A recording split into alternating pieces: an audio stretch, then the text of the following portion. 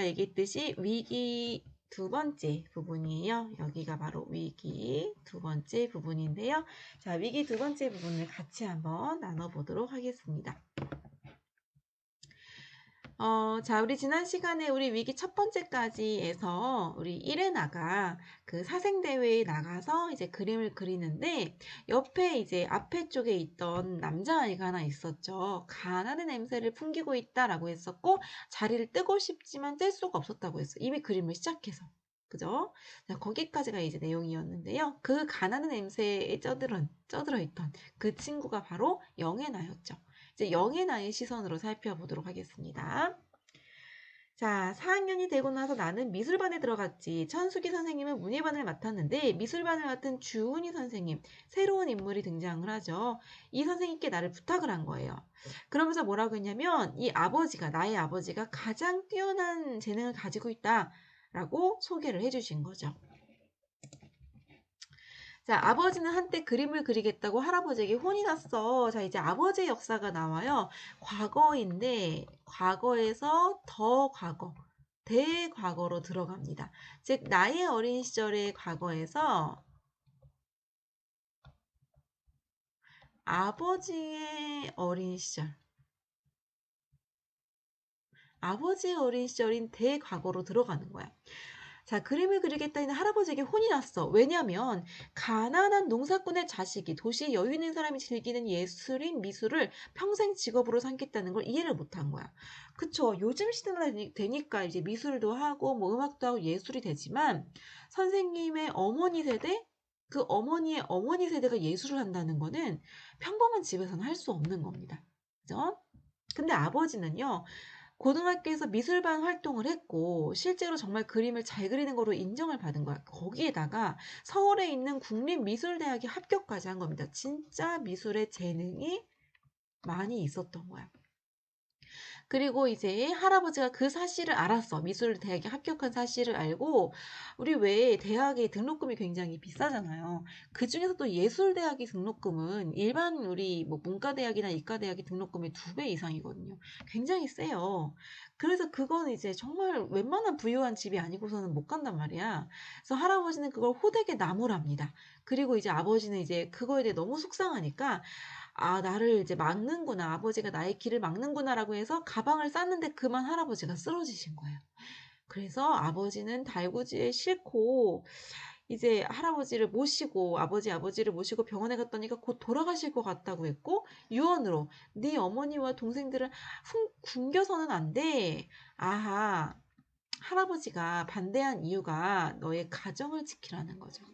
그러니까 네가 미술을 너 혼자 하게 되면 우리 가정은 살 수가 없다. 네가 돈을 벌어야 우리가 살아갈 수 있다는 거. 그러면서 이런 유언을 하셨고 난 아버지는 맹세를 하신 겁니다.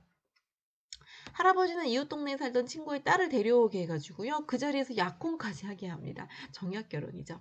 지금은 이해가 안 가지만 20살에 결혼하는 게 그때는 이상한 게 아니었어. 그래서 아버지는 대학 진학을 미루고 거의 포기를 한 거죠. 그때 할머니께서 그해 봄에 쓰러지셔서 곧 돌아가셨고 그 바람에 어머니는 주부가 된 거야. 할아버지는 가을쯤 병석에서 일어나셨지. 할아버지는 일어나셨는데 할머니가 돌아가신 겁니다. 자, 그해 겨울에 내가 태어났고 아버지는 할아버지와 함께 농사를 짓게 된 거지. 미술을 아예 포기하시게 된 겁니다. 그래서 여기까지 내용을 좀 정리하면요.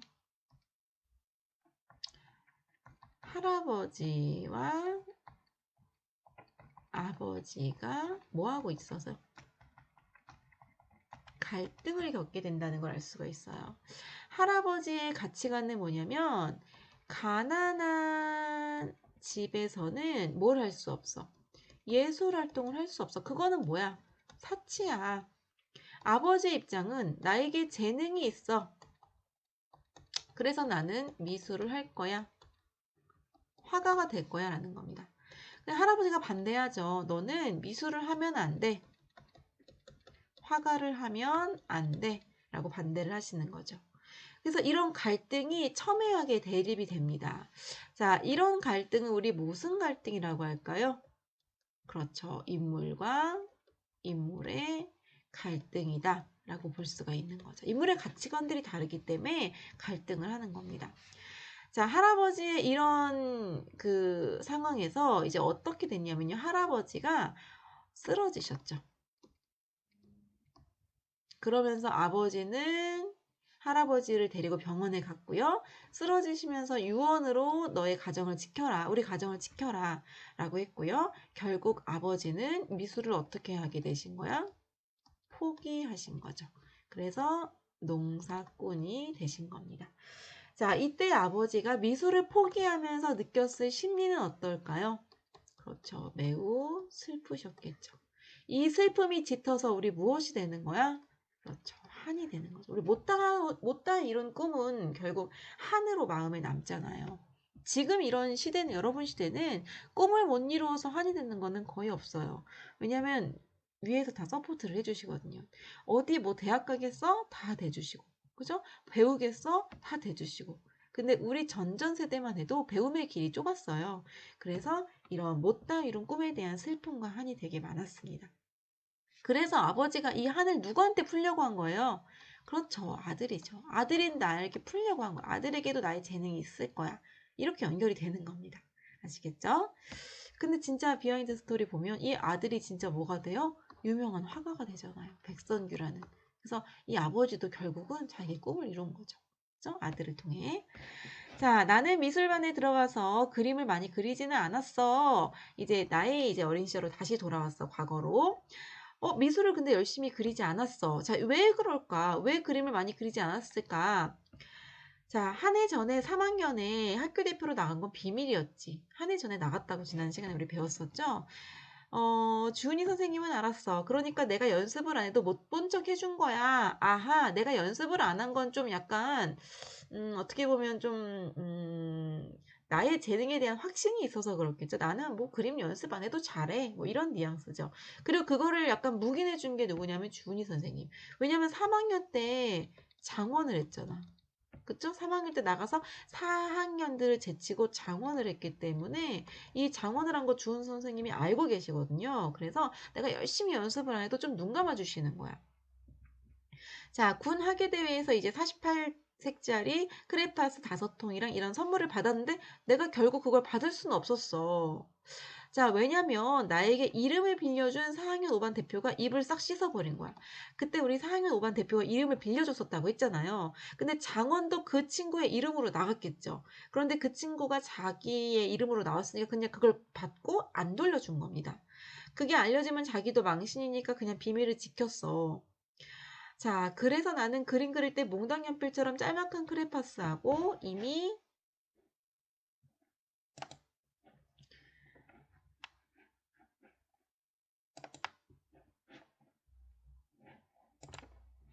그림이 있는 스케치북 뒷면으로 그림 연습을 할 수밖에 없었어. 매우 어떤 형편이냐면요. 매우 열악한 형편이에요. 굉장히 열악한 거예요. 이런 스케치북으로. 그러니까 왜냐하면 이 그림 그린다는 것은 그 시대에 좀 있는 집안 아이들이 많이 그리기 때문에 스케치북이며 뭐 색연필이며 되게 다양하게 많이 가지고 있었지만 나는 그런 형편이 안 되기 때문에 스케치북 뒷면에 몽땅 연필 같은 크레파스 가지고 그림을 그린 겁니다. 자, 나는 거기다가 동생이 4명이나 됐거든. 그러니까 막 사달라고 할 형편이 아니야. 미술이 별것 아니라는 생각도 들었지. 약간 자만심도 있는 겁니다. 내 아버지는 동시로 유명한 천수기 선생님이 인정하는 화가의 재능을 타고났어. 내가 그 아버지의 아들이 틀림없는데 나는 다른 아이들처럼 죽어라 연습할 필요는 없잖아. 와, 이 친구 좀 약간 거만하죠. 연습을 안 하는 이유가 뭐냐면요. 나는 아버지의 뭐를 가지고 있어? 재능을 타고났거든. 그래서 난 연습을 할 필요가 없어. 그래서 나는 이 친구들이 이렇게 산과 들을 연습하며 다닐 때 펴지도 않았어. 가끔 주 선생님이 관찰도 공부야 라고 하면서 관찰하라고 하신 거지. 아버지는 나한테 별 관심이 없는 것 같았어. 사실 관심이 있는지 없는지는 모르지만 전에 살펴봤듯이 아버지는 무뚝뚝한 사람이라고 하셨잖아요. 관심을 막 표출하지 않으신 거죠. 염소를 팔아서 크레파스와 스케치북을 사주던 때 그때는 아버지한테 좀체 잘 없는 특별한 순간이었던 것 같아. 다시 병석에 누운 할아버지와 우리 식구들 굶기지 않으려면 정신없이 일을 해야 했지. 생각하기 싫지만 내가 태어나는 바람에 아버지가 화가가 되려는 꿈을 버려야 했을지도 몰라. 그래서 일부러 그림을 쭉 모른 척 하는 건지도. 그래서 아버지의 이런 슬픈 사연이 있는 거죠. 그래서 왜 그림 쪽으로 막 하고 싶었는데 결국 포기했으면 이제 그림을 보기 싫은 거야. 왜냐면 마음이 아파지거든. 그죠? 자, 그러다가 다시 군민체전이 열리는 5월이 돌아왔어. 자, 우리 작년에 군민체전 때 봤어요? 못 봤어요? 못 봤죠? 왜냐면 선생님이 나를 사생대회에 내보냈잖아. 그래서 그때 군민체전에 축구 결승전에 오빠 내가 어떤 행동을 취했죠? 무엇을 흘렸어요? 눈물을 흘렸죠. 축구를 못 봐서. 자, 지금 올해는 어떻게 달라졌는지 보세요. 군 전체에 초중고 학생들이 참가한 학예대회도 당연히 열렸지. 함께 열린 겁니다. 모든 게 작년하고 비슷했어. 그런데 내가 떳떳이 반 대표로 사생대회에 참가하게 되었다는 것이 그리고 또 대회 장소가 우리 학교라는 것이 달랐지. 아하, 이 친구는 4학년 때도 이제 사생대회를 나가게 된 겁니다. 그리고 3학년 때 사생대회는 교육청이었다면 4학년 때 사생대회는 우리 학교라는 거죠. 자, 이번에 장원상을 받으면 상품으로 그림 연습을 마음껏 할 수 있을 거라고 생각했어. 그래서 이거를 받고 싶은 욕심이 이게 생긴 겁니다. 그럼 이걸 내가 받으면 다 쓰기도 전에 다음 대회가 열리게 되겠지? 자, 이 말은 뭐냐면요. 아마 상품은 누구 거야? 내 거야. 자신감이죠. 자, 이런 자신감 어디서 온 걸까요? 그쵸. 3학년 때 나는 이미 장원을 받았거든. 그럼 내가 받지 누가 받아 올해도 나야. 뭐 이런 확신이죠. 지금 생각하면 참 무서워. 상으로 그림 도구를 받아 그림을 제대로 그릴 생각을 하다니. 근데 그땐 전혀 우습지 않았어. 꼭 받고 싶었다는 거죠. 좀 긴장이 됐지. 차도 괜찮아. 크레파스하고 스케치북이 상품으로 나오긴 하니까 모자라는 대로 어떻게 되겠지. 그냥 특선이나 입선은 곤란해. 공책이나 연필밖에 안 주니까. 상장 뒷면에 그림을 그릴 수도 없고. 그러니까 나는 상을 받더라도 정말 차하까지는 받아야 된다는 거야. 그런 마음으로 이제 출전을 한 겁니다. 나는 아버지가 사준 크레파스를 들고 학교로 갔어. 한 해 전과는 다르게 크레파스 뚜껑이 달아나 버려 습자지로 덮고 고무줄로 동여맸지. 한 해처럼 그림을 그려서 제출할 도화지를 받아 들고 뒷면에 미리 부여받은 내 번호를 적었지. 나는 124번이었어. 자, 숫자가 이제 부여가 됩니다. 잊어버릴 수가 없는 번호야. 자, 왜 잊어버릴 수 없는 번호냐면 그때 무장 간첩들이 남한에 내려왔을 때 부대 이름이 124 124군 부대라서 그런 게 아니야. 하여튼 나는 도화지 네모난 보랏빛 칸에 검은색으로 번호를 124라고 적었어. 자, 124 번호를 잊지 못하는 이유가 뭔가 그 안에 뭐가 있는 거야. 사연이 담겨 있는 거죠. 그 사연이 이제 그 이후에 나옵니다. 내 앞에는 언제부턴가 여자아이가 2명 앉아 있었어. 한 아이는 낯이 익었어. 같은 반을 한 적은 없지만 천숙이 선생님하고 같이 가는 걸 몇 번 본 적이 있었지. 자주색 원피스에 검정 에나멜 구두를 신고 있었고 머리에 푸른 구슬 리본을 메고 있었는데 얼굴이 희고 예뻤지. 나하고 한 반이었다고 해도 나 같은 촌뜨기한테는 말을 걸지 않았겠지. 그 여자애와 나는 비슷한 점이 하나도 없었어. 크레파스부터 한 번도 쓰지 않은 새 것, 한 번만 더 쓰면 쓸 수 없도록 다른 것이라는 차이가 있었고, 처음부터 다른 길에서 출발해서 가다가 우연히 2시간 동안 같은 장소에서 비슷한 그림을 그리게 되겠지만, 앞으로 영원히 만날 것이 없을 것 같은 사람이야. 자, 이 여자애는 누구예요? 1의 나예요. 그죠? 그리고 나는 0의 나입니다. 그죠? 그래서 1의 나와 0의 나는 너무너무 달라. 이 친구의 모습을 보면 막 자주색 원피스를 입고 있고 그리고 반짝반짝 빛나는 에나멜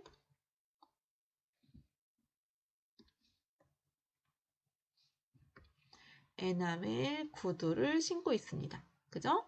그리고 얼굴이 무척 희고 예쁘고요. 그리고 크레파스도 3건. 자, 이런 뉘앙스로 봤을 때 이 이레나는 굉장히 어떻다? 부유하다. 그죠? 부자라는 걸 알 수가 있고요. 나는 그에 비해 크레파스도 닳도록 달았고 냄새도 나고 가난하죠. 그래서 영에나와 이레나는 아주 극도로 하냐면 나와 얘는 출발선 자체가 달라. 그죠? 출발선 자체가 다른데 그냥 우연히 가다가 한 번 만난 것뿐이야. 우리는 아예 다른 인생을 살게 될 거야. 먼 훗날 이 아이의 인생과 나의 인생은 완전 다른 삶을 살게 될 거야. 우린 다시 만날 일도 없을 거야. 영의 나는요, 자신의 가난을 확실히 인지하고 있습니다. 그리고 이 이레나에게 보이는 그 부유한 그런 모습이 나와는 전혀 상관없는 삶이라고 생각을 하고 있는 거죠. 그러면서 그 여자아이도 그걸 의식하고 있는 것 같아서 나를 한번 힐끗 넘겨다 보고는 코를 찡그리더니 더 이상 눈길을 주지 않았어. 아, 나를 부정적으로 바라보고 있구나 라는 걸 알고 있는 거야. 자리를 뜰 것 같았는데 계속 그리기는 하더군. 나를 의식하기 전에 밑그림을 그렸던 게 아까웠겠지라고 이야기를 합니다. 자, 이런 부분을 보면 이 소설이 되게 재밌어요. 왜냐하면 똑같은 장소에서 이레나가 영애나를 바라보며 이게 서술했던 문구가 있었잖아요. 우리 지난 시간에 봤었죠. 뭐 가난의 냄새, 그다음에 뭐 굉장히 막 더럽고 막 이런 실은 부정적인 그런 뉘앙스로 막 서술을 했었잖아요. 그리고 이제 이 영애나는 이 이레나를 보고 똑같이 서술을 한 겁니다. 부유한 그런 아이, 나와는 다른 아이, 그리고 쟤도 내가 싫어하는 것 같은데 뭔가 자리를 뜨고 싶은데 이미 밑그림을 그려서 못 떠나는구나 하면서 똑같은 그런 사건, 똑같은 상황에서 각각 자기 이야기를 하고 있는 거예요. 우리 드라마 같은 데서도 가끔 보면 이렇게 각색하는 좀 이제 그 시청자들이 뭔가 선택하게 하는 뭐 그런 드라마가 옛날에 있었어요. 그래서 이쪽 길로 갈 것인가 이쪽 길로 갈 것인가 선택을 하는데 이제 이쪽 길로 갔을 때의 그런 입장과 이쪽 길로 갔을 때 입장을 이야기하는데 또 하나 중요한 거는 인물들의 관점에 따라 다르게 서술을 하는 거예요. 그래서 각각 사건에 따라서 우리가 선택도 하고 그 다음에 이런 서술자들이 자기의 이야기를 하는데 굉장히 재미있었던 그런 드라마가 옛날에 있었어요. 근데 이렇게 이야기하는 걸 보면은 음, 전혀 다른 생각을 이야기하는 거야. 같은 사건인데도 불구하고. 그래서 이 소설도 그런 재미, 그런 묘미가 있습니다. 하나의 사건인데 바라보는 자기의 생각에 따라 이렇게 다르게 서술이 될 수 있다는 거. 자, 이제 나의 이야기를 다시 합니다. 히말라야 시다가 쏙색 가지를 늘어뜨리고 있는 화단이 있고 화단 뒤에 나무 쪽에 붙인 벽 위쪽엔 흰 종이가 발린 유리창이 있는 교사가 있었어. 히말라야 시다 앞에 키 작은 영산홍이 서 있었고 화단을 따라 발라진 시멘트 길에 햇빛이 하얗게 비치고 있었어. 자, 이것은 지금 이 나가 바라보고 있는 풍경을 뭐하고 있어요? 묘사하고 있죠. 그 풍경이 바로 요거거든요. 그래서 여기 보면 이제 히말라야 시다가 바로 요런 모양의 나무예요. 히말라야 시다가 이렇게 속색가지를 늘어뜨리고 있고 거기 밑에 유리창이 이렇게 흰 종이를 붙이고 있는 유리창이 이렇게 있었고 그 다음에 연산홍이 이렇게 피어 있었고 여기 시멘트길 새로 바른 시멘트길이 쫙 펼쳐져 있는 이 장면을 지금 묘사를 하고 있는 겁니다. 자, 이렇게 했었고요. 축구 결승전이 열리고 있을 공설 운동장은 꽤 멀었지. 아, 축구 결승전이 같이 이루어진다 했잖아요. 근데 멀지 않다고 해도 나에게는 목표가 있었어. 즉, 가깝게 축구 경기장을 가깝게 있었어. 막 소리가 들린다 할지라도 나에게는 목표가 있었어. 즉, 나는 축구에 관심이 있다, 없다? 없다는 거야. 나는 축구보다 지금 무엇에 관심이 더 많아? 그렇죠. 상. 무슨 상? 바로 장원이라는 상에 관심이 더 많이 생겼다는 겁니다. 즉 나는 지금 이제 3학년 때와는 달리 축구보다 이제 미술에 더 관심이 많아지게 된 거죠. 그래서 이제 다음 군사생대회까지 그림을 그릴 수 있는 이런 것들을 크레파스와 스케치북을 받도록 나는 그림에 집중했지. 내가 생각해도 그림은 잘 되었어. 마감 시간이 되어서 나는 그림을 제출했지. 그 여자아이는 진작에 각오 없었어. 그런 아이들이야 뭐 재미로 그리는 거니까 쉽고 빠르게 그리고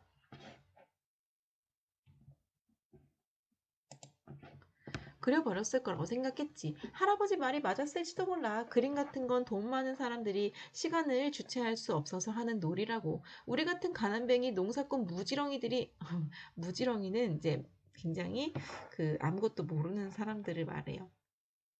우리같이 가난한 사람들이 무슨 예술을 하느니 마느니 개나 말을 헛소리를 말해요. 불다가는 쪽박이나 차기 십상이라는 거지. 쪽박 차다는 거는 굉장히 가난해지다라는 그런 관용어입니다. 있는 쪽박이나 잘 간수하는 게 주제에 맞는다는 거야 하면서 이제 막 이런 사설을 막 풀어내는 거야. 그래서 어쨌든 그 여자아이는 가고 나는 이제 그림을 열심히 그렸어 라고 이야기를 합니다. 자, 그림을 제출하고 나면 공설 운동장에 갈 수 있고 잘하면 축구 결승전 끄트머리도 볼 수 있을지 모르지만 나는 그럴 생각이 전혀 없었지. 내가 정작 궁금한 건 심사 결과니까 말이야. 그쵸? 나는 축구보다 이제 그 상을 더 받고 싶어 하고요. 그만큼 미술에 관심이 생겼다는 걸 알 수 있죠. 축구에 누가 우승하면 어때? 어차피 군민체전이니까 군민 중 누군가 이기는 거 아니겠어? 이런 생각을 한다는 게 자체가 내가 1년 동안 뻑 성숙했다는 증거야. 그렇게 됐는데 10살짜리가 11살 이상이 참가한 대회에 나가 장원을 했다는 게 큰 작용을 한 건 당연하지. 아하, 축구에서 이제 상에 관심을 갖게 된 계기는 내가 초3 때 장원상을 받아서 나의 재능을 확인하게 된 그것이 아주 중요한 계기가 되었다는 거죠. 자, 5부터 3층짜리 신축 교사 2층 교실 한 곳에서 심사위원들이 심사를 했어. 나는 예전에 함께 축구를 하던 아이들과 공을 차며 시간을 보내서 이상하게 축구가 재미없었어. 자꾸 눈이 심사를 하고 있을 교실로 향하는 거야. 내가 골을 집어넣을 수 있는 기회에서 엉뚱하게 눈을 주니까 아이들이 정신을 어디다 파느냐고 화를 냈지. 자, 지금 이거는 내가 무엇에 관심이 있다는 거예요. 그쵸? 심사 결과에 관심이 있다는 거고 이것 때문에 내가 지금 굉장히 긴장하고 초조한 그런 나의 모습이라는 걸 간접적으로 보여주고 있는 거죠. 축구에 골을 막 실수를 한 거야. 자, 그러면서도 이제 나한테 축구보다 더 중요하게 생겼구나 하는 생각이 드는 거야. 사실 그건 크레파스나 스케치북 같은 상품이 아니야. 그죠?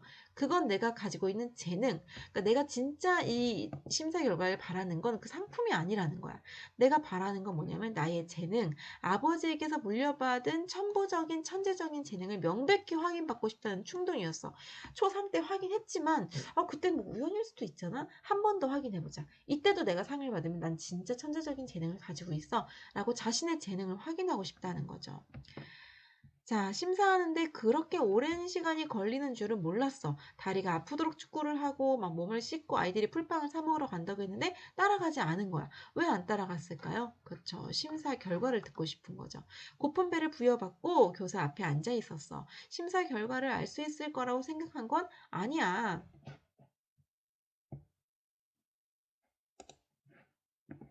어떤 기미라도 결과의 부스러기라도 얻고 나서야 갈 수 있을 것 같았어. 아이들이 가버리자 학교는 조용해졌어. 그러고는 30분쯤 앉아있다가 다른 군 학교에서 온 심사위원들이 걸어 나왔어.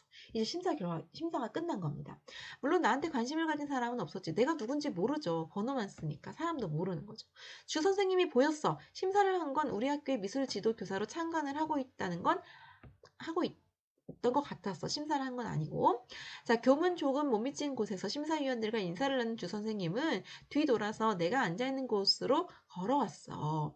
새하얀 시멘트 길에 떨어지던 새하얀 햇빛, 그 위에 또각또각 찍히던 발소리, 이건 청각적인 심상이죠. 그리고 이런 햇빛, 새하얀 이런 것들은 시각이죠. 그래서 이 시멘트 길로 선생님이 이렇게 또각또각 걸어오신 겁니다. 근데 그 장면을 내가 잊지를 못하는 거예요. 너무 긴장되고 막 떨리고 초조한 순간이죠. 자, 이 선생님은 히말라야 시대 앞 시멘트 의자에 숨은 듯이 앉은 내게 와서는 불쑥 손을 내밀었지. 백선규 축하한다. 나는 못 잊어. 장원이다. 장원을 하게 된 겁니다. 나는 목이 메어서 아무 말도 할 수 없었어. 그렇게 목이 죄는 듯한 느낌은 평생 다시 없었어. 그 뒤에 수십 번 이런저런 상을 받고 수상 통보 받았지만 이렇게 목이 메는 순간이 없었다는 거죠. 그 정도로 기대를 했다는 겁니다. 나는 선생님 앞에서 눈물을 보이고 말았어. 자, 내가 흘린 눈물의 의미. 내가 흘린 눈물은요, 굉장히 기쁨과 안도감의 눈물이에요. 와, 내가 정말 받고 싶었던 상을 받았으니까. 그죠? 그리고 기쁨과 안도감. 그리고 나의 재능에 대한 충족이죠. 나의 재능을 충족시킨 거야. 아, 내가 정말 이 재능이 있구나 라고 재능을 확인하고 싶은 그런 욕구, 그리고 또 나의 재능에 대한 그런 것이 충족이 된 겁니다. 자, 그래서 내가 우는 걸 보고 선생님 당황했고요. 선생님이 이렇게 안아주신 겁니다. 자, 그렇다면 우리 여기까지가 이제 위기 2 부분이에요. 자, 위기 2의 내용은요. 0의 나와 1의 위기 2의 내용 아니라 위기 전체의 내용을 정리를 해볼게요. 0의 나와 1의 나가 4학년 때 장원대에서 우연히 만났으며 0의 나는